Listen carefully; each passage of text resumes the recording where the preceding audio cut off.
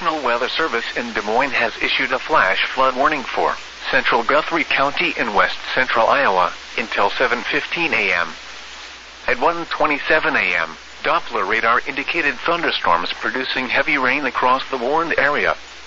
Between 2.5 and 4.5 inches of rain have fallen, with isolated amounts over 5 inches.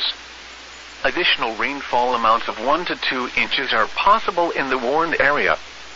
Flash flooding is ongoing or expected to begin shortly. Hazard: flash flooding caused by thunderstorms.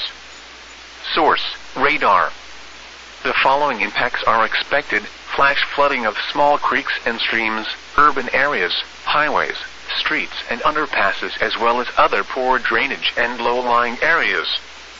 Some locations that will experience flash flooding include Guthrie Center, Panora, Lake Panorama, Dexter, and Diamond Head Lake.